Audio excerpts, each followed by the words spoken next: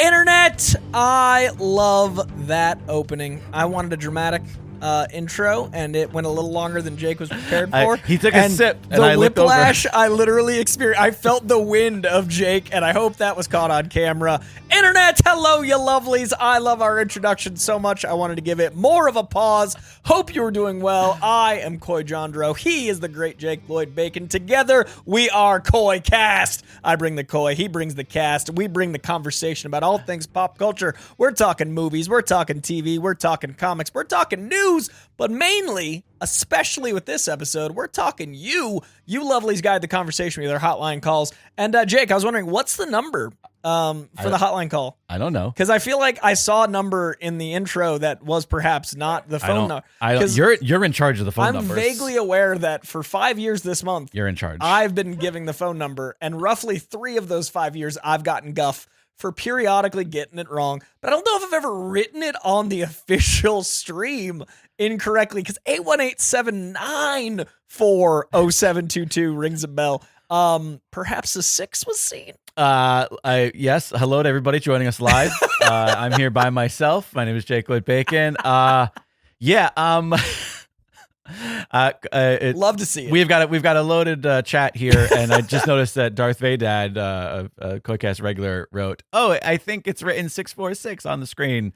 Whoops. 794. 764 is what I wrote. I mean, it's a little, you flip it upside down.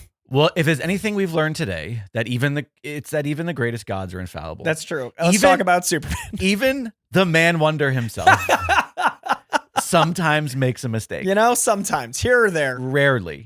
Before we get into it, and there's a lot to talk about, we got a bunch of hotline calls. I do want to give some love to our new hats, because we usually talk about merch at the end because we're responsible podcasters.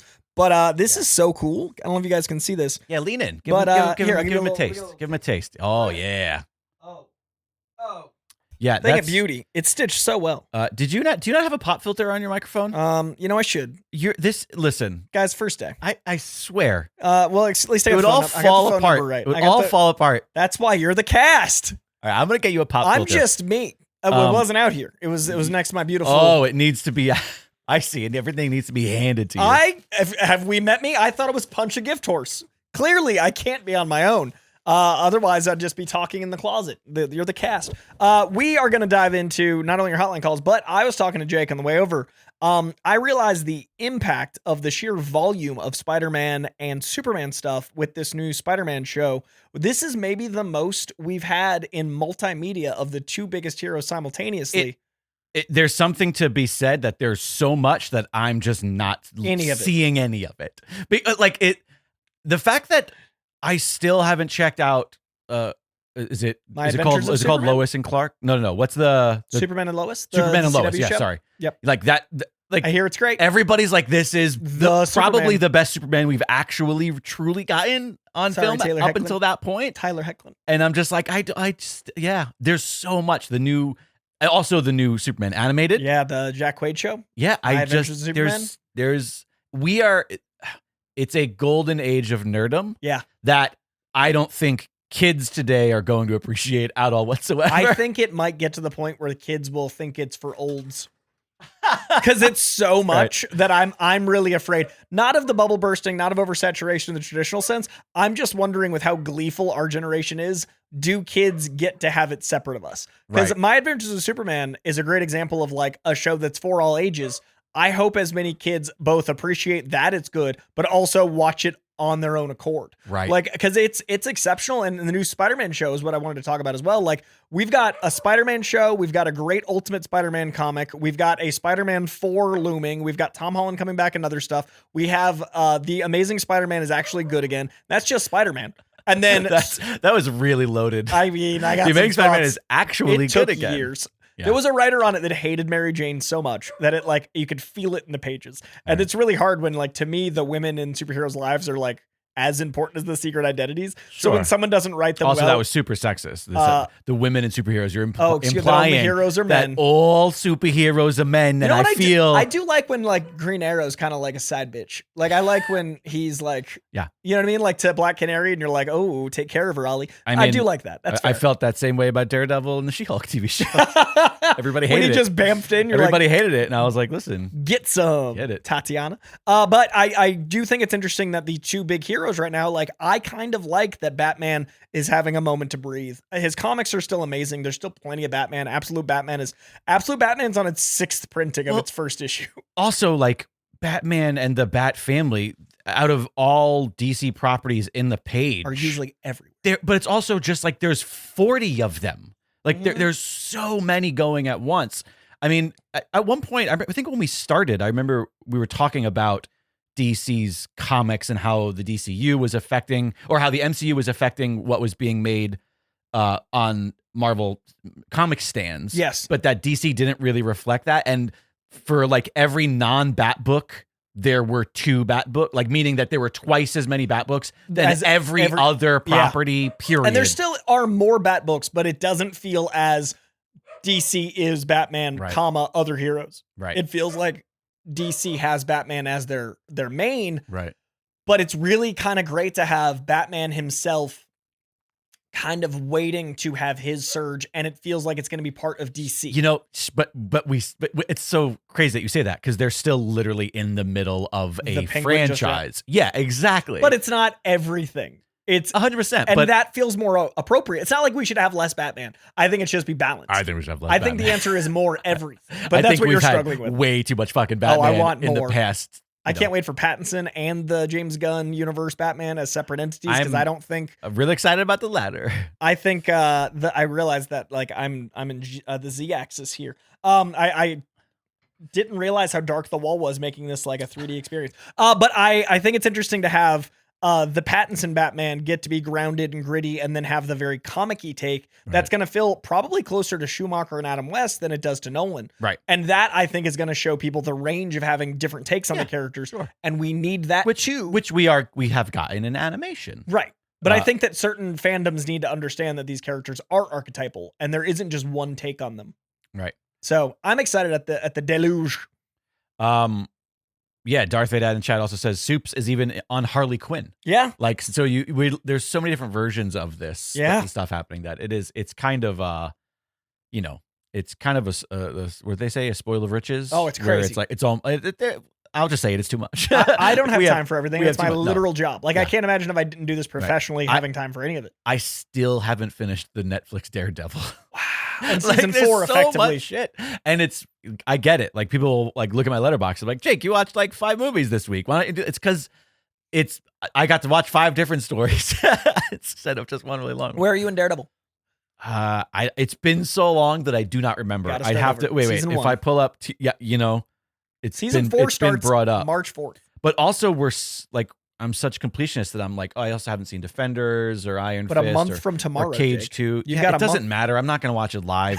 That's true. Let's just be honest. Yeah, I'm not worried about that. Let's see. I could tell you, because I have my handy TVT app here. I am up to season 3, so I've seen the first 2 seasons of Daredevil. Okay, on Netflix. So you could watch 3 in a month. Yeah, it's not going to happen. Only 13 episodes left. You could, but that doesn't include 13 Defenders. episodes of Marvel Jessica Jones. And I don't even remember. Did you watch the first Cage 2 get seasons of Jessica Jones? She has 3. Yes, I'm up to season 3. Luke Cage got 2. So I'm 1 behind on Cage. No, I have 0 Iron Fist and 0 Defenders. Any Punisher? Fuck. Wait. No, I don't think I watched Punisher. I can't remember. 2 seasons of Punisher. I did. Well, season 1 is exceptional, but it's also it all blends together because of his participation in Defense, which you haven't seen. Wait. So no, he wasn't in Daredevil. He was. That's what I meant. Oh, okay. So I've seen him in Daredevil. So I can't remember if I've seen it. Because you've seen John Bernthal Punisher, but now you're like, I think I've seen it. Okay. I don't Season know. 1's great. Season 2 as Micro is played by. I'm not the only one. Brock. Michael McCarstle in the chat. I also need to finish season 3 of Daredevil. Great. Get after Michael McCarstle. It's also hard just adulting. Michael McCarstle, how is the Nightwing comic to your liking? There's a new Nightwing team, and I know Michael McCarstle's a Nightwing fella. Yeah, adulting's been killing me. It's been a high volume adulting. I've been having it's too much. Yeah, it's a lot. But I did want to say, I think that everything is of quality in a way that we didn't have in the 90s. 100%. I feel like when we had this much in the comic form or adaptation form, something broke. Something had to give. You're going to say in the 90s. I'm going to say like in the 2010s even. Like, I think that I don't know that anything right now that, again, I'm not watching everything, but the things that I have taken the time to check out, there's not, oh wait, never mind. I was going to say there's nothing that's actively bad, and then I remembered the Sonyverse. Never mind. There are stuff that are. There are things that is like the 90s. There are things in fact, that is very much a 90s universe. I take it all back. That said, have you watched any of the Spider-Man show? No, not yet. Other than the clips that I've been bombarded with on the social. 2 episodes out so far. Yeah, I know. But I still haven't seen Creature Commandos, and and it's a blast. Yeah. And you saw X-Men 97 because we talked about it. You finished it. Hot take. Spider-Man's almost as good as X-Men 97. Really? And that you know how much praise even without the member berries of it all. That's what I'm saying. It's impressive because it's not tying in. What it does best, in my opinion, is it gives us as comic fans this is familiar, and then every left it takes makes it better. Because all of a sudden you're like, wait, that's not and then it'll like extrapolate. It's like what if was good. It's like what if the show What If was good? Yeah. Oh, wow. Hot take that he doesn't think What If is good. It's not great, in my opinion. But I think this is doing all the what if elements because it like runs parallel to the MCU. It's got like nods to it. But for example, it feels more like Spider-Man as his own hero within the MCU as opposed to Spider-Man Avenger. So it's literally giving you the take you want of the friendly neighborhood, hence the title, while also other characters, but they never feel like they're taking over like that sometimes does feel. Sure, yeah. So it's a really great show. And the animation, once I got used to it, I really liked because it gives you a movie cinematic energy, but also giving you like Ross Andrew, Johnny Mita Sr., Steve Ditko art styles. Got it. It's written so well that you care so much about the friendships with Peter that almost have the Parker luck to them more than Peter does. Like there's some supporting characters that get as much time as Peter, but it allows them to be like the leads for certain episodes in a way that the comic did because it was so long form. Well, but characters you wouldn't expect to follow. It sounds like it's turned into more of a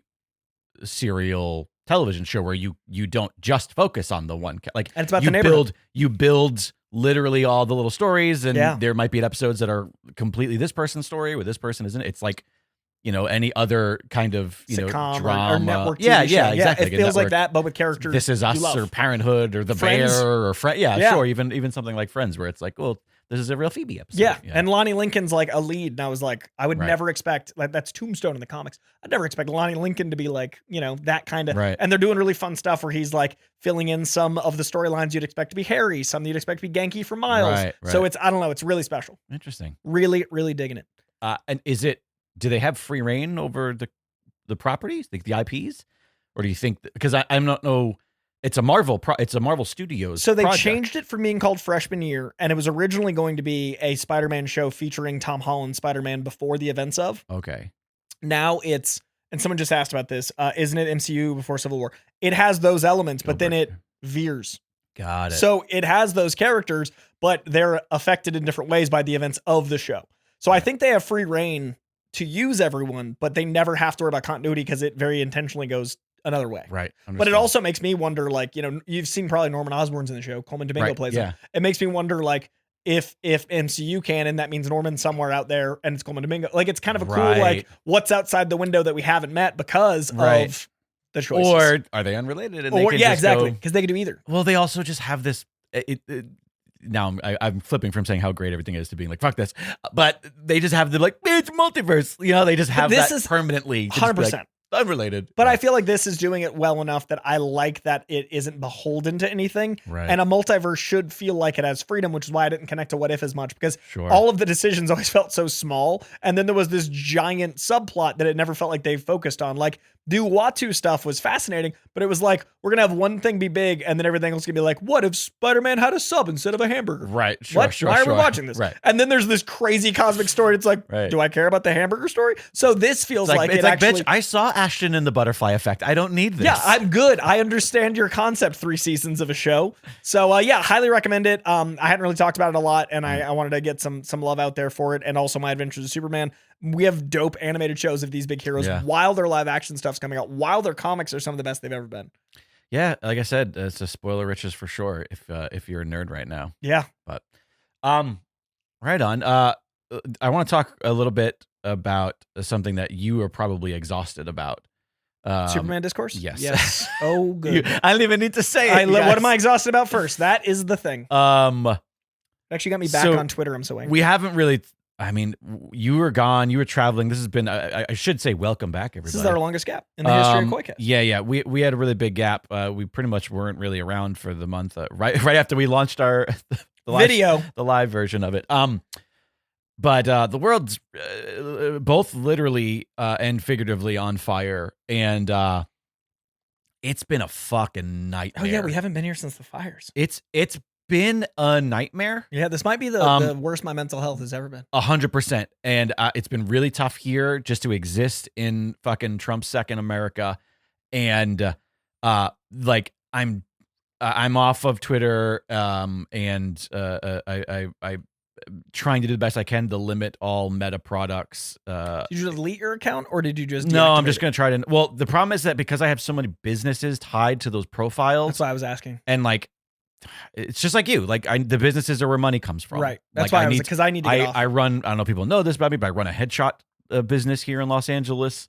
I'm some of my shots believe it or Jakes. not, this doesn't pay our rent, guys. If you don't know, who would have thought? Two fucking white dudes talking about comics on the internet. Yeah. Doesn't pay the bills. The LA bills. And so I have all these other kind of, I have a lot of irons and a lot of fires, and like I rely on it. I hate that, but I do. So in any case, I have made the jump over to Blue Sky. Jake Lloyd Bacon at Blue Sky, and Dragon Wagon is on Blue Sky as well. Dragon Wagon Radio on Blue Sky, and I'm trying to just be like, this is all I get, and then I'm allowed to watch stuff that is either educational or just absolute idiocy entertainment, but none of the extremes. But none of the I'm not gonna watch the constant barrage of like, this is why Trump's blah blah blah did blah blah blah, right? If it's something I already know, yeah, I'll the usual educational, like the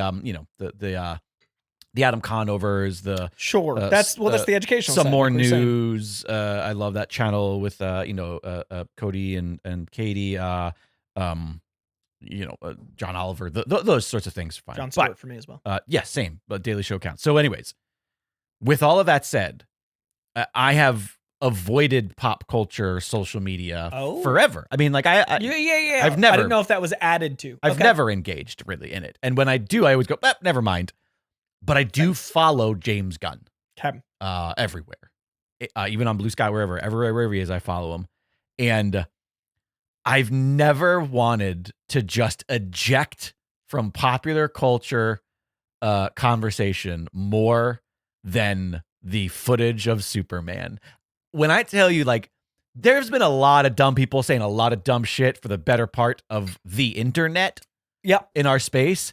This might take top 5 the cake. No, top 1. Fuck. I mean, this is the dumbest thing that we are forced to talk about and spend any time on. Yeah. It is the politification of our silly comic book pop culture. This is just, what color jersey are you wearing? It's pro wrestling. It's sports. It's what Donald Trump and MAGA has made politics. It's just like, I'm going to just find something to shit on because you're not on my team to begin with. And the fact that somehow we got here in like this space and the like fucking truth, justice, and the American way guy, I almost understand this more for like the niche diehard characters. Like, when fucking Why the Last Man came out, or I could get people being like, well, fucking, I don't know, like there's certain titles, even Walking Dead, the TV show, people are arguing about like, well, this is what was great about the comic and this is where they lost and this, and you can have those debates. Watchmen, Zack Snyder's Watchmen, I engage in all of that because I'm like, I do have strong thoughts on this. I can analyze critically because I love the book. And by the way, I love the movie as well, but I can analyze things I hate from both of them and discuss. And you're fair, or try to be fair about it. Right. But it also makes sense when you hear people like being like Watchmen, like you're talking about something that's this beloved, heightened. And it's a major change. So it's worth the discourse. And as long as the discourse is logical and founded in some sort of conversation. Right. And Doesn't happen often. It's fucking Superman flying. Yeah. It's not even the arguments against a Snyder dark, broody, bad it's literally story. a wide angle lens, and part of his nose is on one side of the lens and part is in the other, so it distorts the face slightly. And it's a paused 2 seconds of footage. It literally is both a moment you'd never pause in any time before now. Sure. It is a lens that is being used to show scope, and it's also a shot that happens in seconds that is leading or from action. It is like if you pause the Matrix at points, Neo's gonna look stupid. But it's also. Who cares? Yeah. No, that's the base. I'm just saying the actual shot. 100%. And like, I thought it was gorgeous. I thought it was cool. It looked awesome. I was like, oh, cool. Superman I like this little barrel. Yeah, little top. In fact, somebody wrote like, oh man, it seems like the Adam Warlock was good test footage. And it made me go, oh, I want to rewatch the Adam Warlock. Like it made me like, but I don't know. It was cool. It was exciting. This looks fun and silly. It's hard for me because it's now my job. I know. And this week has been... At what point are you going to regret all of that? Well, I mean, like, extra my job because people don't believe I genuinely think it looks good because of my DC job. That's what's hard is, like, my regular job. I did, because I also, unfortunately, follow you. Yeah, no, I'm so sorry. I did see one of the comments that you had boosted, which, by the way, I know I get it. You're like Scorched Earth, and I respect that, and I'm here for it. But simultaneously, you then make me and everybody else... see these people's dumb. I only share like 1 out of 10, dude. Right. I get 10 times that. Bookstore is very upset about. Yeah, I mean, he feels my rage. He's still just a dog in a cage. But the point I was trying to get at was like they said something about like, oh, this dude loves everything, and it took everything in me to not be like, support our Patreon and listen to the Patreon only pod where Coy gives, and I just go through all the movies that you give bad ratings to. I was just like, oh, I love that. Oh, I love that so much. Yeah, no, I'm really struggling this one. I mean, my mental health's already garbage because of the country I live in and the times I live in and the state I currently am dealing with. Like, not that the state's messing up, it's that one right there.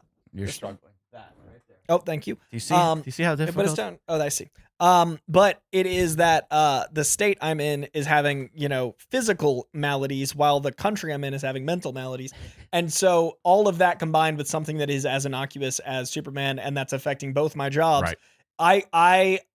I ran into a friend at the park yesterday. I went to a dog park, and I like to just be at parks. Like, I don't have a dog. I have a cat. I didn't bring the cat. But I go to parks because, like, that's where I like to read. It's fucking creepy, dude. Well, I read in parks. You cannot go to the playground without a child, okay? I bring my cat to fight the dogs. No, I sit in parks and read. No, I get it. And this one happened to be a dog park because I was near the Grove. And I, like, just wanted to, like, vibe. And I ran into a couple fans, which was very sweet. I ran into a friend, which was very sweet. But it was so insane how everyone was just like, how's your Superman discourse? And I was like, this is not what the character is. The fact that we were all exhausted, the fact that everyone I ran into all had that, like, how's talking about Superman going? Like, it shouldn't be AA. It should not be a moment. So we should not need support groups. We shouldn't check. Hey, just checking in. How's your Superman take? So I just really hate that such a beautiful character about hope and goodness has made me not believe in hope. And it's not because of him. It's because of all of the people that are wrong. It is that. It is just like, it's unfortunately because of the version of America we currently live in, there are phrases that have become dog whistles. Like, or just tropes like that like, oh, like even when we're like, no, this dude's a fascist. It's like, you've been saying that for years. But and now it's like, yeah, but we've been right for years. And now the proof of that is happening. But in this instance, it's just like, you're in a cult. Like, if this is something that, if you are spending time dissecting a 5-second clip from a movie that's not done, that's not out, that you don't know anything about at all, and really attacking whatsoever, people that are excited about seeing Superman fly. Then you're in a cult. Yeah. I hate to break it to you. And it's not one of the fun ones. Dude, the vitriol I got for that, I don't know if you saw the long form clip I did. Me and Greg are doing an interview show, and it's me in like a red shirt talking about why I was passionate about the clip. That clip got shared by like every one of those sites, and it has like 1 million interactions. And like, so I'll just occasionally like open my phone to like 70 notifications of people just like fuck this guy. Me, yeah. And it's so hard to like even navigate how to get on these apps. And I have to be on these apps. It's my job. Like, I've got a brand deal this week that I have to like post, which means I have to engage enough to keep the app active. Like, it's not an option. Like, people are like, oh, just don't be on them. I gotta eat. Right. And like, it's it's hard because I really do love this stuff, and it shouldn't be a default setting to hate and have to defend your love. It should not be a defense that I like something. And I'm so tired because my walls are so up. Yes. And furthermore, it's also, to quote my nephew, it's not that deep, bro. Do you know how many movies get made? Do you know how much shit out there? And let's say you do look at it and go, I think this looks bad. Cool. Find something that doesn't. And that's the end of it. Especially because it's not like, you're not. The irony is like, this is your job. It's not your fucking job. The guy commented. Nobody cares. Yeah, exactly. You know what I mean? It's my job to do commentary. It's not yours. And you attacking on. me isn't going to help you get a job. And it makes me really struggle with what I do. But I don't know if I can keep being someone that believes in people if I keep interacting with them. Right. And that's not healthy. And there is also a level too, as a filmmaker and a writer myself. It's just like, fucking make it, do it. Yeah. Do it. Go ahead. I can bitch and moan about how I thought Man of Steel was atrocious. And you know what I did? I rewrote the fucking thing because it was an exercise for me in storytelling. It was an exercise for me in narrative and formulae. And a creative outlet. And it's just like, do it. Yeah. Great. Show us your shot of Superman flying, you twat. Sorry. No. So irritating. I've had a long week. Anyways, yeah, with that said, I'm done. I'm not looking at that. I gave up. I think I might have to unfollow James Gunn because I don't even want to see the shit that James Gunn has to respond to. Yeah. I think I'm going to probably try to either find the willpower to only post links on social medias or hire someone to post links on my because I don't have the willpower currently to open the apps and not see all that stuff. It's part of course. Well, it's also like it's literally on the device that you do. The other workout. Yeah, exactly. It's a lot. So to keep loving people, I need to separate myself from them a little bit. I want to give a quick shout out to Juger13 in the chat, who says he's in the middle of work and he's like, I'm gonna go back to work right now. But I also just want to shout out the chat. We should be doing this at the top and we forgot because we're bad at this. If you want to join us for these, by the way, and give us all of your thoughts and opinions live as we record these, you can only get access through the Patreon. There's no paywall. You just got to become a member of the Patreon over at patreon.com/Koicast. Chad Mason says it's mentally exhausting. Michael McCarstle, people can't just take a deep breath and let others like things that aren't for them. And here's the thing: is that is true, but that's also, I don't think that even applies because I do criticize art all the time. Yeah, we do that on this program, but I think there's a big difference between watching a movie, having there's a level of this isn't for me, and these are the reasons why it's not for me, and it's oh, that's interesting. You and I find interest in exploring that. That's what this whole goddamn Patreon is founded on. You know what I mean? But this is even more than that. This has nothing to do with they can't take a deep breath and let others like. This is, they want you to not. They're seeking out you. They want to make you angry. It's it's troll behavior. It's literally just it's because I don't even think, I think that's even too broad of a statement, Michael, if that makes any sense. But. Darth Vadad, also, thank you for the love. He is going to find a comic today because I'm in DC Comics. I love you so much. Oh my God, I did saw that. How insane is that, dude? I'm That's so exciting. And so this week, it's in the back cover starting on this, actually, as of this airing to everyone else not watching this live, as of Wednesday, the 5th, it's the literal back cover. And what's crazy for me is I remember back covers from comics, collecting them. There are back covers to comics that meant as much to me as the front because of how long it ran. And I will be in tens of thousands of comic fans' homes. I will literally, that's insane. Literally the back of a comic. I mean, I can think of ads on the back of comics from my childhood. Yeah. I don't know whether or not kids today are the same because of devices. Right. And, I don't know that they have the same sort of but our generation certainly does. I mean, how many times did you stare at those? Yeah. Because you would go through your comics all the time. Yeah. And they just sat in there and you would just look at, even if you didn't read the comic, you look at I'm looking at this. I'm gonna put this back. I want to look at some of these books. I want to look at the art, right? You would just do that. I can think of very specific ads for tops. Yep. I can think of very specific ads for certain basketball ads. Exactly. Got milk ads. Yeah, 100%. There's a lot of those. Yeah. And I'm you're on one of those. Dude, that's so nuts. I think this is as close to an Oscar as you get in my line of Like, you know what I mean? Like, this is an impact that, and it's also like brand awareness for my face. Right. Like, I will be a guy that is on thousands of bits of merch all over the world. Like, it's just, and also like a lot of people meet me at cons and they get really excited and there's that like take a photo moment, but then like, can you sign my, and I was like, I don't make things. Like, it's hard cause like, I'm not like you with So what you're saying is you're expecting people to bring you this back cover to get your autograph. Now I'm can. Well, before I'd sign their lanyards. Are you gonna like carry a stack of them around? Cons? Yeah. Well, like, cause I have a desk next to like wait, what did you say? What book it was again? It's all DC Comics starting every next single title. Yeah, it's not just limited titles. No, so there's like certain premium books that have different cardstock. I won't be, but like 90% of titles, most of the floppies, right? And it's the back cover. So like, what's cool is when I go do cons, like I sit at the desk and I meet people because I love meeting people. Right. But there's always everyone else around me has like their actual stuff, and I'm always like, hey. And so now, like, I don't have a movie to promote, but like, I'll get to promote a comic, which is so on brand. And I'll be able to give that out. I love that.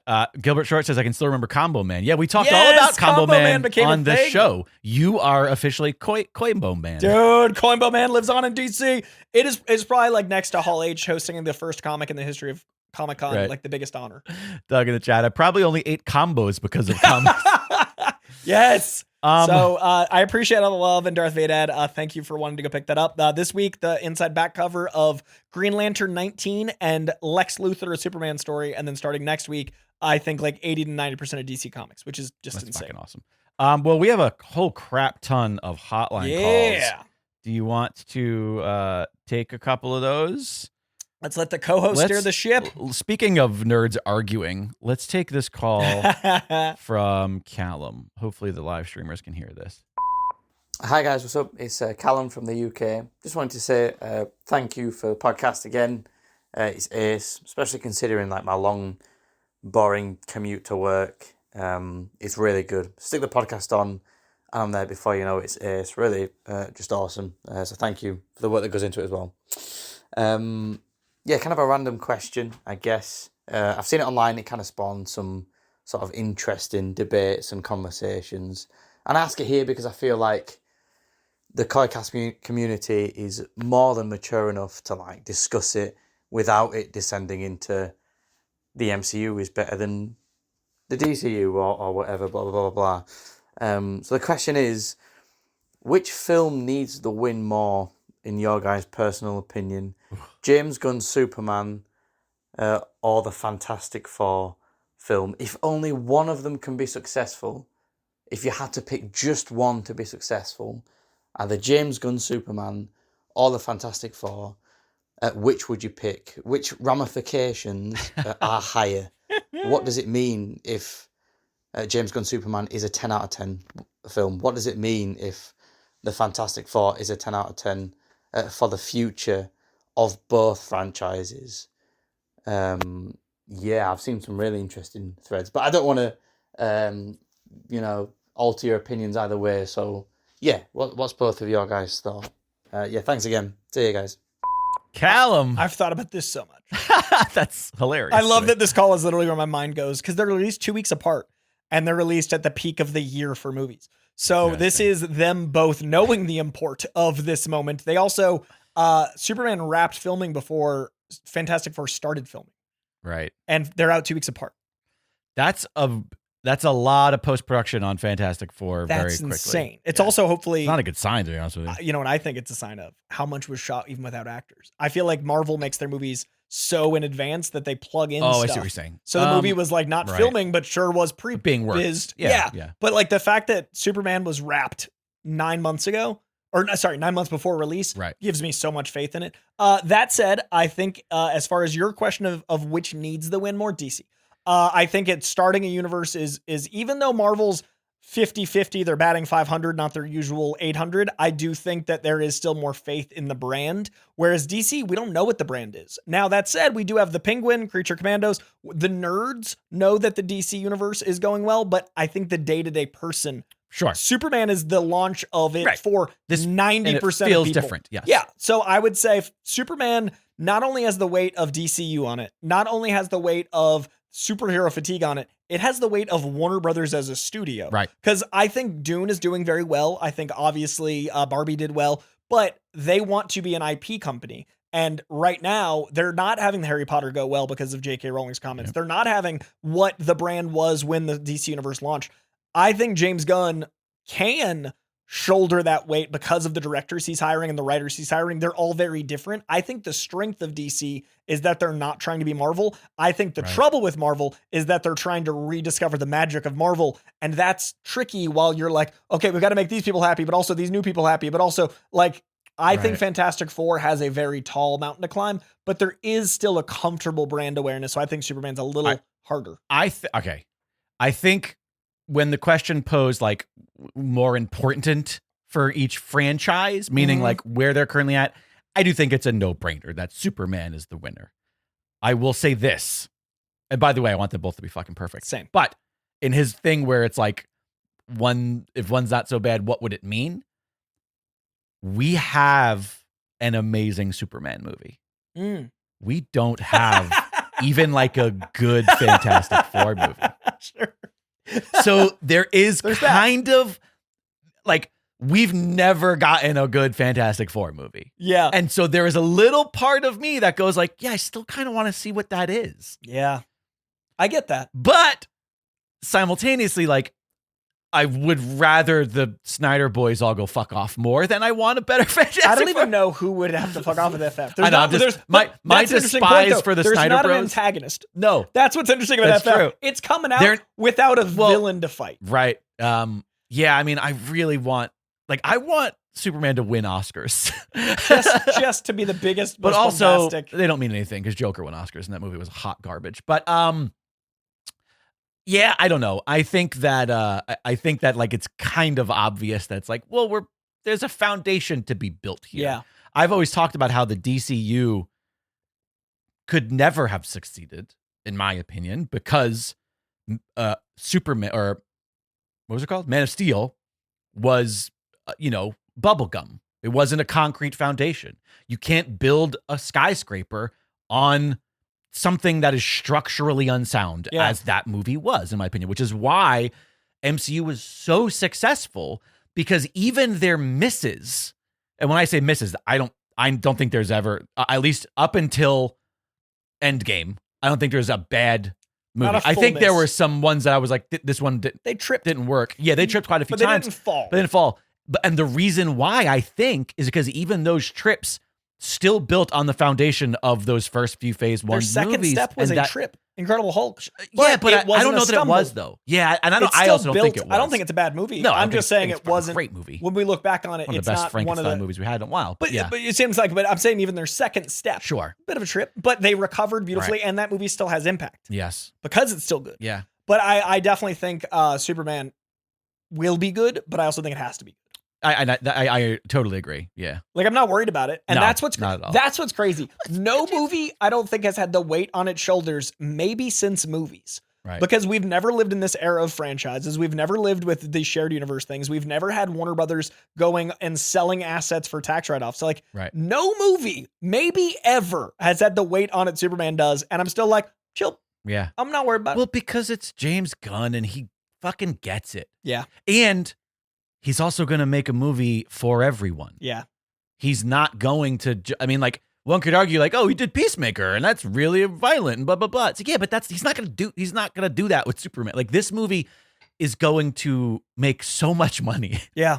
And you could be upset about this if you're a comic book guy in the back room, that it's too kiddish or whatever you argue. But like, crypto is in this movie. No. Like, if that doesn't tell you that this movie is going to make $1 billion off of just the merchandise alone. Hear about Puppy Bowl? No, what about Puppy Bowl? Is it Superman themed this year? They're not doing a Super Bowl ad because they're doing a crypto Puppy Bowl ad. I love everything about it. I love everything about this. I know you've been avoiding pop culture, but it's just Jake enough. I thought it might have gotten to you. Puppy Bowl ad coming soon. That's pretty great. I'm very excited. That. All right, we should probably take another call. Let's take another call. Let's do this guy. Fantastic Four trailer as of yesterday when you guys are hearing this. Oh, so really? Like a full-blown trailer? Full-blown trailer at 4 a.m. Those fucks 4 a.m. Oh, man. Okay. What do you do with 20 bottles of water so expired that the container has started to, like, dwarf. Sorry, that's not your question.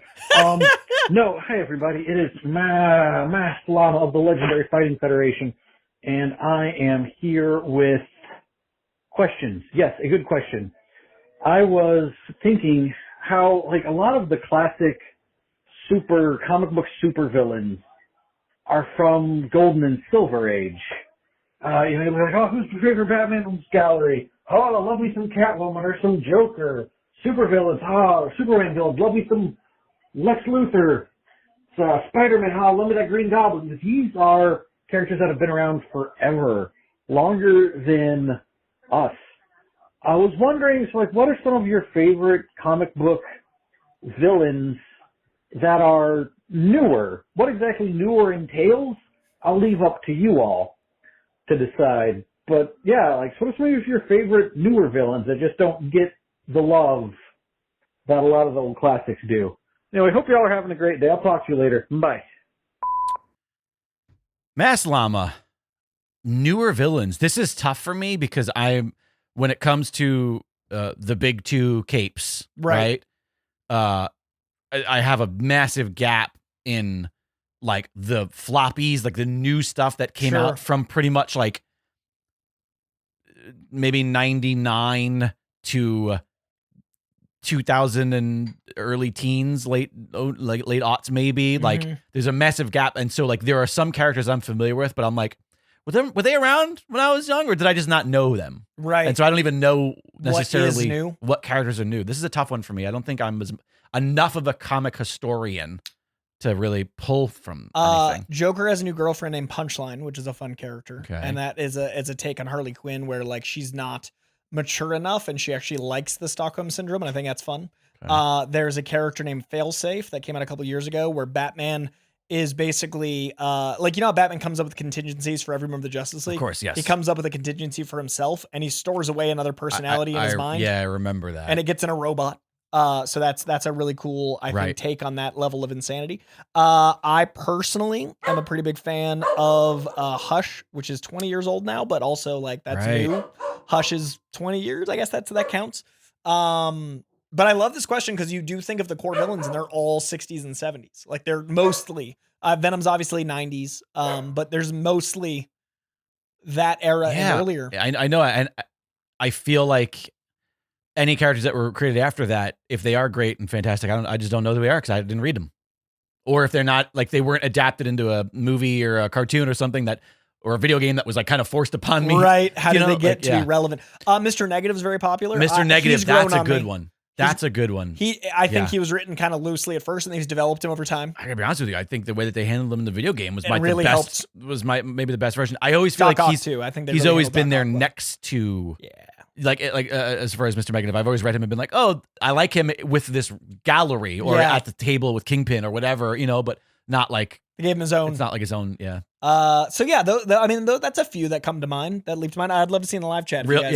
Someone on the with the handle Real Podcasts. Screwball is a cool new Spidey villain. Screwball, is that the streamer? Yeah. That's kind of fun. She's fun in modern take. Totally. Miles Morales has a villain. Oh, I think he's called the Analyst. And he studies all the flaws and basically uses computer programming to dissect heroes. And he's an interesting take on mathematics. Catherine Dawson Foy in the chat. The start of Coleman Domingo's Norman Osborn, as it has elements of Willem Dafoe's Green Goblin with the second episode of the new Spider-Man show. Yes, I love that take on the character. Coleman Domingo's killing it as Norman Osborn. I've seen through 5, and that character is so well utilized. Right. Well, there you go. Thanks for the phone call. I love the brainstorm of this, and that's something I want.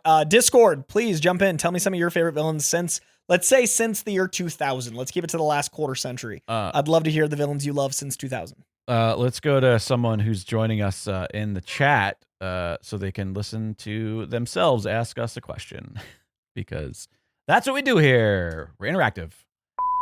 Hey, Coy. Hey, Jake. This is Gilbert up in the Bay Area, and I have noticed something watching The Penguin. Mark Strong has been in 3 different DC franchises playing 3 separate villains, which means he's halfway to an Infinity Gauntlet of DC villains. So my game to you is to cast him as 3 more DC villains. Have fun with it. Get weird. If you like. I just thought that'd be fun. And I've seen on the internet that someone called Stanley Tucci Mark Strong's Wario, or vice versa. They're each other's Wario, I guess. And since Stanley Tucci has played Dr. Erskine in Captain America, do you want to make him 5 more Marvel characters? Any ones you want? That's the game. Have fun. You guys have a good week. Bye. 5? I love this. We're not doing Tucci. I'm gonna say one Tucci. Vulture Tucci be great. He would be great. That'd be fun. Although no, because it wouldn't be great because he's too fucking gorgeous. He's very pretty. He's too put together and handsome. That's true. They'd have to do so much unless the one we know is who he turns into, and he's just not young enough. Like, yeah. Because when I think of Vulture, I want like somebody who looks like they're 25, and then someone who looks like they're 125. Right? Okay. So I don't think he's right in the middle. Yeah, I think it needs to be a very young person that they do a bunch of old age makeup to, or it needs to be 2 different actors. All right. Okay, oh my God, a father and son playing Vulture would be really fun. That'd be fun. And do that one storyline where the young Vulture is so prevalent. Okay, we've got so far off. Mark Strong. Mark Strong. So he was the villain in Shazam. Yep. He's in Penguin. Yep. Who was the third? What was the third villain he played? Oh yeah, he definitely did. I mean, we literally have Gilbert in the chat here. Who was the third? It's just who was not the third coming villain? He's in Shazam. He's in the Penguin. Oh, was he Sinestro? Yes, in Green Lantern. Yes. That is such a good casting, though. Oh, it is a shame that would have been amazing. Can I pick him again as Sinestro? Yeah. The director of James Bond casting him as Sinestro in that movie not going well is such a shame. Right. Casino Royale said, like, here. And I can't believe that. The guy they cast for Sinestro in the new show is interesting. Yeah? I don't know his work very well, but every clip I've seen of him is very on brand for Sinestro. Okay, Mark Strong. Mark Strong. I mean, he wouldn't have made a terrible Lex Luthor. Would not have made a terrible Xavier. Yeah, but that's not a Oh, does DC he want to stay villain. with DC? He said I DC thought he said villains. comic villain. My bad. No. DC villain. Okay. By the way, yes, I love our community. What do we got? Wait, I need my mispronunciation hoodie. Is when I asked who the third person was. Yeah. The chat chimed in. Real Podcast wrote Sinestro. Gilbert Short said Sinestro, but they've spelt both of them differently. One was S-E-N, one was S-I-N. This is why I love comic books. Sinestro. All right. Sinestro, because he's so sinful. Sinestro. But also Sinestro, because he's sassy. Because he's Mark Strong. God, I love you guys. Yeah, this is the opposite of what I've been dealing with on the internet. I appreciate you guys very much. All right, let's see. Can you shift and get on? You've come way too casual here, where you're starting to slip off of camera. Thank you very much. Because I was looking at Jake. I know, but you can still do that. And look at you peripherally. Be on camera. No, look at you like how Bookstore looks at me. You can turn your body, but your chair was so off to the side. Whenever I'm with Bookstore, he's always looking at me like this. It's like because you don't give him the love. That I give him the love. He just doesn't know how to handle it. The wrong kind of love. I give him scritches. No, you guys are the same kind of creature. And he doesn't know how to handle it. Neither do I. Neither do I. It's mutual. All right, Mark Strong. There's more DC villains. Lex Luthor's a strong one. Sinestro's a strong one. I feel like I think he has. The reason he's played already 3 villains is because he has that look that can fit into quite a few of of just villains. He's kind of has that vibe. Like I could legitimately see him. As like Stag, like an industrialist. Like I could see him as like a business villain. Totally. You know what I mean? Like someone that creates villains. I mean, he could be most of villains, or he could be most of Batman's gallery. Oh, to be honest, dude, Hugo Strange. Oh, that's a good one. That might be the best of those. He'd also make a great Mr. Freeze. But it could have been a good Ra's al Ghul. I love that it's like. Did I say that wrong? No. Well? Oh. I just love that it's like who. Mark Strong. Like when you say like who should be the villain, Mark Strong. Mark Strong, because he is a great Ra's al Ghul, right? Or Ra's al Ghul, depending on how maybe he doesn't have the scale that a Liam Neeson had. Like I liked that he's big. I like that Liam Neeson. It was a good cast for that. But Mark Strong's just got that face. He's got that energy in the voice. And he's such a good actor. I mean, we just listed like 5. I think we did. I think we knocked. And all of the ones we listed, I would stand by if it happened. Darth Vadad says, "Bring Bookstore treats next time." That dog gets more treats than he knows what to do. I've ever seen.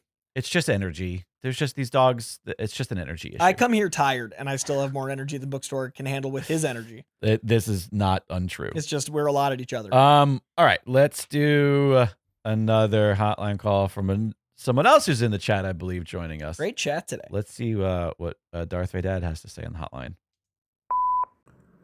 Hello again, Coy and Jake. This is one of the Dougs, or Darth Vadad on Discord. This week I'm going to a charity fundraising event run by my local hockey team every year called the Night of Assists. This year the theme is carnival games, which I've always been bad at, even before Parkinson's. I know you love picking teams, so let's ask the Patreon audience to come up with some carnival games. Then you have to pick comic book characters who do not have powers, or whose powers can't help them win these games. Love it. So no telekinetics, no luck powers, etc.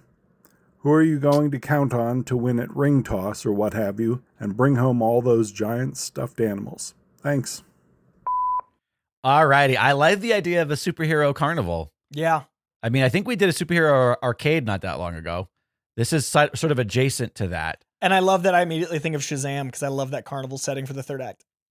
Yeah. All right, carnival superhero game. Carnival games. All right, so he mentioned ring toss. I'm looking up carnival games. So the ringers he did say, hey, let's have the chat pick the games, but it's him in the chat. So he's just going to be answering his own call to action. But ring toss, I mean, I feel like it's just anybody who's like, most of these games are just physics. Right. So I think our talent people pool, with good aim, though. Our talent pool is all going to be people who understand physics and have a sense of hand-eye coordination. But Bullseye'd be out. Well, he said the problem is, how do you do superheroes without powers? Right. That's like whenever I read X-Men, they're like, no powers in baseball. And I was like, you're X-Men. Isn't it just I've seen Batman? Twilight. Like, who Twilight, else? the vampires are doing vampire stuff. But I'm asking, like, who's a superhero who doesn't have powers? Yeah, There's that's, only like four that's a of fair them. point. Yeah, it would have to be powers that are. It's like, all right, we got said. Sam Wilson, we got Batman. That's pretty much it. and Iron Man. Who else? Oh, Iron. Yeah, sure. Oh, right. He's a guy. You know what? Stark would be good at ring toss. Yeah, because he'd have hand-eye coordination, and yeah. I think he would immediately see like the trajectory. He'd be understand Iceman. Even without ice. Iceman is great. Think about the way he'd have to have good hand-eye. Right, 100%. Spider-Man, Parker no with webbing. Parker without any. But like he'd nail it. Yeah. Skee ball, I imagine Iceman would be exceptional at because he'd have to know the friction. Okay. Guess your weight, the blob. Wait, who said guess your weight? Darth said guess your weight. Okay, yeah. Guess your weight would be. Darth so wait, Vader. does that mean that it's the person? You have to guess, then you step on the scale. Yeah. But or guessing someone walked by. No. The idea is that there's somebody there that, and you have to guess their weight, or is it the idea that the guy guesses your weight, and if you beat him, you get a prize? I don't know how that game works. I've seen in movies. I've never done it. I've seen both in movies. Okay, I'm saying the blob. The blob. He'd win. No. He can change his mass, so no one would ever beat him at guessing. Oh, I see. And he could also. I was just gonna say like. You go with somebody like Wolverine who has like steel inside of them. He'd look like he's 100 pounds. Like, yeah. 500 pounds. Yeah, people will be like, what do you weigh, like $170? Or if you have to know precisely, I'd say Mary Jane because he's a model. And models always know their weight. Right. See, but the thing is that, and Catherine Dawson Foy says Kitty Pryde without her walking through stuff. Oh, Kitty Pryde, 0 pounds. But the problem is that that's no powers though. It's true. That counts as a power. Vadad, you gave us a tricky game. Yeah. Here. Okay. Let's cut through all the BS here and go for the thing that we all want to know. Powers. No.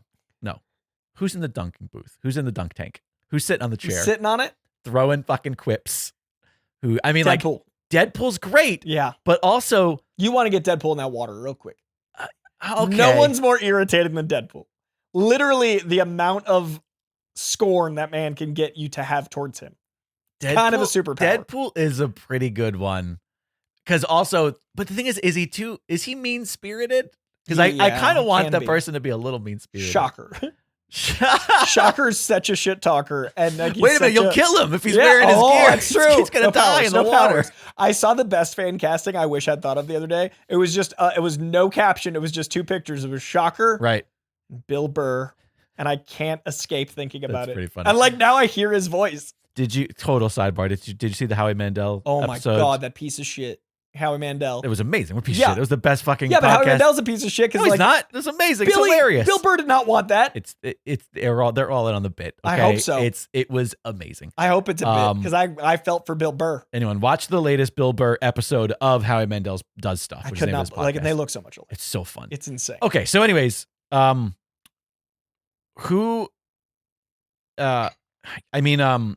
who's the dummy from the Batman's Rogue Gallery? I always forget his name. Ventriloquist? Yeah. Wait, is his name Ventriloquist? Oh, Scarface. Yeah. That's a good one. Yeah, that's a good one. Especially because you want to dunk somebody who talks what like an this. Annoying, and it'll go. Yeah, he talks like he's from Jersey. He's like, this is the Tim talking, not me. Yeah, I'd want him in. Harley Quinn.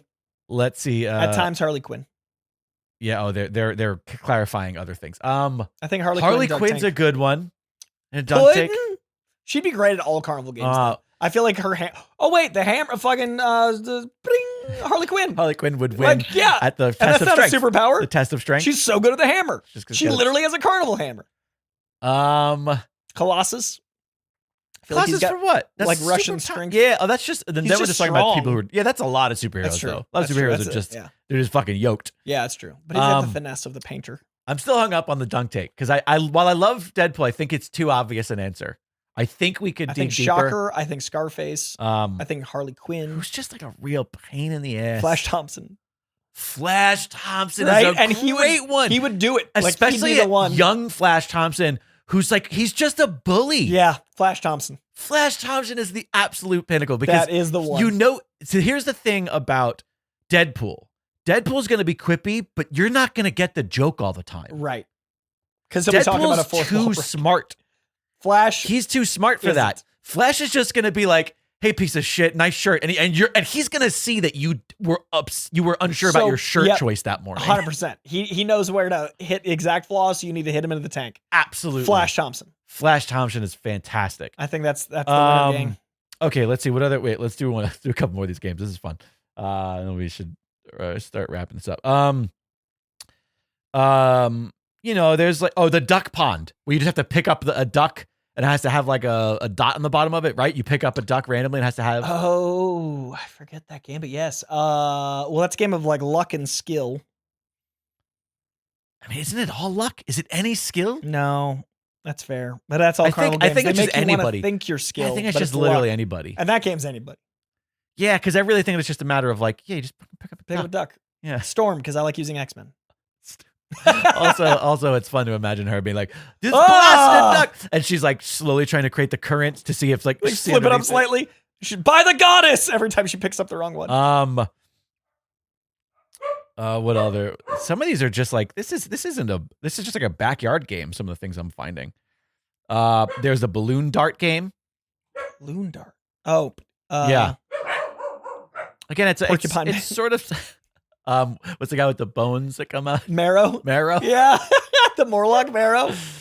I want to chime in the chat here. They say you could pick who's running the game and who's playing because games are rigged. So Professor X guessing your weight. Right, of course. Oh, okay, so in the interest of the fact that carnival games are rigged, so he's adjusted the game for us now. Who are the carnies? Who are the con artists? Who are this is even better. Brotherhood of Evil Mutants and the X-Men. I like that Darth Vadad just one-upped his own hotline call in real time. Yes, in real time. Okay. Wait, what did you say? The Brotherhood of Evil Mutants and it's the X-Men. Like it's literally the Brotherhood of Evil Mutants doing the carnival stuff. Game. Yeah, and the X-Men are trying to win because we've listed so many X-Men. And who is which characters are what? Like it's still Storm, but like it's but I guess what I'm asking is like in what ways are they Mastermind conning? Is there with the ducks for sure. Okay. Arcade in the arcade. Yeah, that's kind of a little bit obvious. Yeah. The ring toss. Omega Red is moving stuff with his tentacles underneath. See now you got me caught on like Brotherhood characters. Now I'm like, wait, I can't think of more than 4 characters. Toad, now. But yeah. Sabretooth. But I'm trying to think. See, some of these people don't really have Magneto. Every game. Magneto. Oh no. Do you know the game where you have to roll the bowling ball over the hump? Yes. But it can't come back over the hump? That's Magneto is doing that one, and he's very slowly tweaking the ramp, tweaking the bars so that they open a little bit wider, and all of the milk cartons, like the rim, he expands it slightly so you can't get hooks on it. 100. Oh no.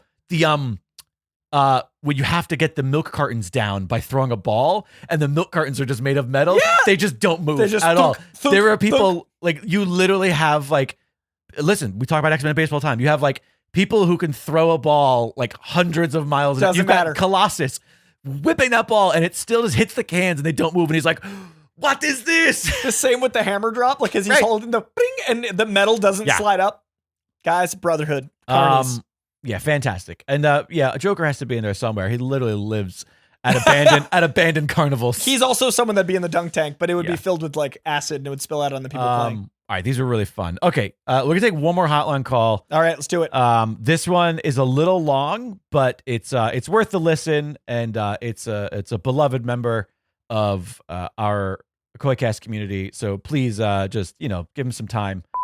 Hey Koi, hey Jake. This is Ben, one of your frequent callers, and I usually introduce myself as Ben from Altadena because you guys are based in the LA area, and so I figure I might as well add some local flavor and be more specific about where I live when I introduce myself. But as you know, most of Altadena burned down in the Eaton fire that happened a little over a week before I'm recording this. So yeah, I just wanted to call in and, for any listeners who made that connection, just let you know I'm okay and safe, doing pretty well. For the foreseeable future, I'm going to be Ben from Mission Hills because that's where I am currently renting month to month while I look for something more long term. But yeah, my apartment burned down. I was like right at the edge of the area that burned. So like I was living in a converted garage studio apartment. So my landlord's house survived, and I'm glad it did because I'd lived there for 9 years, and I was friends with them, and so I'm glad their house made it. But my garage burned down, and it was basically like the north half of our block burned down, south half survived. But fortunately, I'm doing pretty well. Like most of my most valuable stuff, like my music collection, all my childhood things, like those were at my parents' home. So, I lost all this stuff in my apartment, but fortunately it was mostly stuff that is replaceable, and I had renter's insurance, and I've got a lot of support from my family and my friends. And so I'm doing well, and, fortunately in a place where I was able to move on pretty quickly and don't need any additional help beyond what I've already received. But obviously, there are a bunch of neighbors lost their homes. A couple other coworkers from my company lost their homes. So, I mean, there's a lot of people who are obviously really hurting from the fires in Altadena and Pacific Palisades and elsewhere around the area. And so anyone who is so moved, I would encourage you to donate to any of the various charities and GoFundMes that are supporting victims of the fires as they try and move on. And then, yeah, I just also wanted to say I hope you guys and all your friends and any listeners in the LA area, I hope everyone's okay. I think I saw on Twitter that Koi had to briefly evacuate because of the smaller fire that sprung up in the Hollywood Hills area. And I think based on some of the descriptions Jake has given of where he lives, that you were at least in an evacuation warning area. So I hope you guys were able to return to your places quickly, and hope all your friends are okay, and any listeners in the area are doing well. So yeah, I mean that's mainly my update. Is I'm doing well, but there's a lot of people who have been hit a lot harder than I am, and so I would encourage anyone who wants to donate to help support the fire victims. And then one last thing is one of the things I grabbed when I was evacuating, because I got out of there several hours before the fire actually got to where I lived. So if I thought it was going to get that far, I would have grabbed more stuff. But I had time to grab a decent amount of stuff. And one of the things I grabbed was my comics in my to-read pile. So I thought I might as well share what I'm reading right now. 4 of the 5 books are ones that Koi has recommended.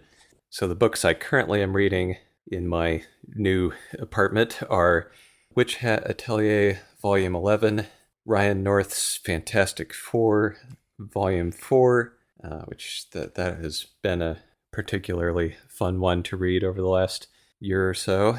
Batman Superman World's Finest Volume 2, Ms. Marvel, The New Mutant, Volume 2, and Tom King's Wonder Woman, Volume 2. So a lot of great books to read, and certainly one of the joys in a moment like this is all of the art and music and stories, as well as, of course, keeping in touch with friends and family and other people, including nerds who like to yell at each other about comics and movies. So thanks, guys, and have a great week. Ben Detrixhe from Altadena, our heart goes out to you. Yeah, we haven't talked a lot about the fire since we haven't been live or had a podcast since. Yeah, which is insane. Like it feels like years ago and yesterday. Feel like years ago. Ben, Altadena is right up the road here. We're just barely 10 minutes away. It was very, very scary. I'm glad to hear that of all the case scenarios, that it's the that it's not the worst case scenario for you, Ben. A heart goes out to you, absolutely. I want to encourage everybody listening. Again, if you're moved by Ben, or you're interested in ways that you can assist, I really think that, I know that they just put the concert on, but as far as kind of a funnel for donations and assistance, there's so much out there that it can be kind of daunting. I really think that Fire Aid has done probably the best job. Yeah. So you can go to Fire Aid LA. That's fireaidla.org. Fireaidla.org. It's kind of a mouthful. Fireaidla.org. And that is a great place. You can just go right to the website and click the donate button. You don't need to worry about the concert. It's just, there's a donate button there. But I'm also doing a fundraiser at the end of the month. So if you guys want to, I heard about that. Yeah, we're doing a thing called Multicon. We're working at the company called Multi-House, and 100% of the proceeds, literally all of it, not a dollar will be kept, is going to the fire relief. And a lot of people are donating their time. I'm doing panels, donating my time, but the panelists are awesome. Kevin Smith's coming, right. Seth Green's coming, David Desmalchin's coming, Rob Kirkman and Rob Liefeld. Ben, use my name at the door, get in free. I'm telling you right now, if you want to come down February 22nd, it's in Hollywood. I don't know, what your weekends are like, but February 22nd, you are invited directly, good sir. If you want to come through, just say my name and they'll let you in. But yeah, it's a horrible time for so many people, and we're all trying to find ways to help. It's home. People say like, oh man, sometimes something happens and you go, man, that felt close to home. Like this literally is home. I mean, we both evacuated. We both had to evacuate from two different fires. I'm also directly next to the Eaton fire, again, not far from where Ben's apartment was.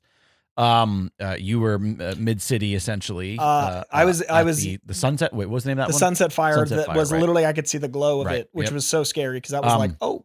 We are in a valley here in the Dragon's Den. There's mountains on both sides, no matter which way you look. We're in the Crescenta Valley, and it was fucking terrifying. We had to evacuate early Wednesday morning at 4:30 a.m. And didn't really bring much of anything. And then luckily, since we were on the cusp of the evacuation zone. When I say on the cusp, literally one block. I saw every time we talked, it was like, well, the dot is, and so I was a bit more confident because in order for them to do the evacuations and get that, like, they're being safe, like they're going further than they need to because that's their job to keep everybody safe. And so I was never really worried necessarily about the fire that was currently active, but the winds were so bad that the reality is that the fire, again, we're talking about 3 football fields a minute, 300 yards a minute is the speed at which this was moving. And that all it takes is a bit of wind to blow an ember. And we live next to a giant park that is just tender. And like all it takes is just one thing, and we're right in the thick of it. So it was tough. And the Dragon Wagon Radio family has been affected. Chad Philip Peter, who's an amazing filmmaker. Watch Road to Perth. I think it's on Roku for free. Road to Perth, it's called. Chad Philip Peter. He's also the host of The Hell With This here on Dragon Wagon Radio. He also lives in Altadena, and don't think that they're going to be able to go back to that. The structure is standing for the most part, but the damage is so extensive that it's probably gone. My former co-host over on Good Work, Matt Newell, also in Altadena. Like the Dragon Wagon family was hit hard here, as I think just LA. Everybody, LA. everyone knows a lot of people in indirect or direct ways that is affected. But Ben, heart goes out to you. Man. Heart goes out to rough you. Time. Super glad that you're okay. Super glad that your landlord, who you seem to be very close with, that you're okay. And when I tell people from LA, like it's really hard to appropriately sell how special Altadena was. And by the way, I'm not taking anything away from the horrors of the Palisades, and that fire destroyed that community. Alexandra's old work is gone. Alexandra spent 7 years working in the Pacific Palisades.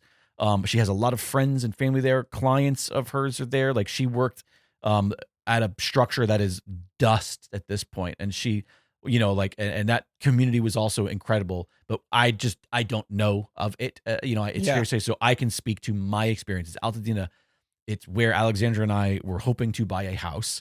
It is our favorite community. It is the best community in Los Angeles. And I know that other LA people are going to throw some shade or going to say, like, you're only saying that now because of the fires. Bitch, I've been saying it. I love Altadena. For 10 years.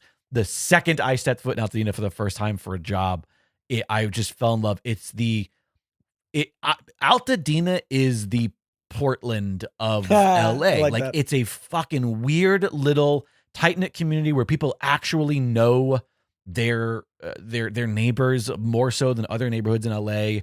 It's also just like, it's so diverse. Altadena was a black neighborhood. Like it was one of the first black suburbs. Yeah. I think the first black suburb of Los Angeles, but one of the early black suburbs in the country. Period, in the country, and like it's built on so much culture, and it's so diverse. Like it's insane how diverse. That's where I've been donating my time as we've been doing clothes drives, and my fiance is black and has been helping curate makeup and like feminine products, but all the specific stuff, because like a lot of people don't think of like what skin tone, of course, and like stuff. So you can't just blanket. Here's donate. it. So she's been incredible, and like she's been doing that day in and day out since, and I've been helping with like some of the clothes and stuff, but she's been tirelessly just doing that, and I'm so proud of her. But the community's really come together in a wonderful way, and it's been crazy. Well, with all that said, once again, there's lots of different ways to help. Just do the best you can, and it's crazy fucking times. And also, I just gonna say this: there's nobody to blame for these fires. Like, there's literally nobody to blame. If you want to blame any individual people, go back, 40 years, 50 years, when people finally started really addressing climate change and the climate crisis, and then blame all the people who have been ignoring that ever since then. It was a perfect storm of situations and climate. And yes, there is something to be said about where we have built homes, and there's definitely, but not to the scale. But like we don't have a water problem here in California. Don't believe anything that you're reading or seeing on the internet if you're in the rest of the country or the world.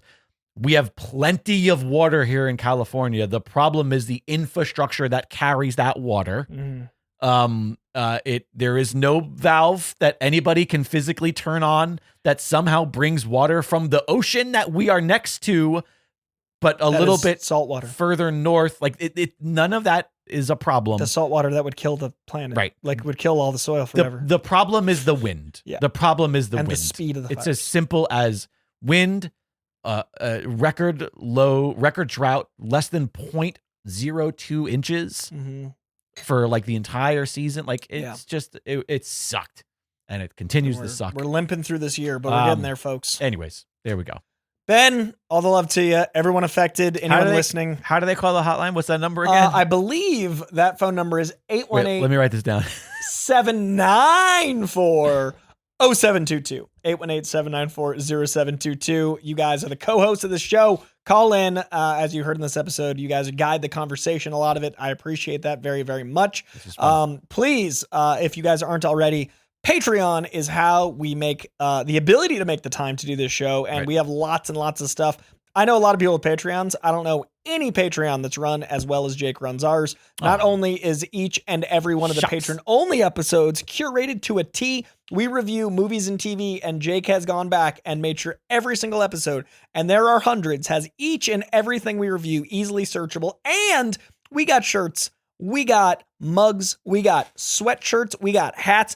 All of them are up to actual quality standards because Jake is good at not only making sure the quality's there, but the art is dope. So I not just because he's sitting here and he's the cast of Koicast, but there isn't a single Patreon I know that is as good as ours, and it's reasonably priced and how we do this show. So if you want to be a patron, please head on over there, patreon.com/Koicast. It is literally how this show is possible. I'm the busiest I've ever been in my life, and I'm the most mentally unhealthy I've ever been in my life.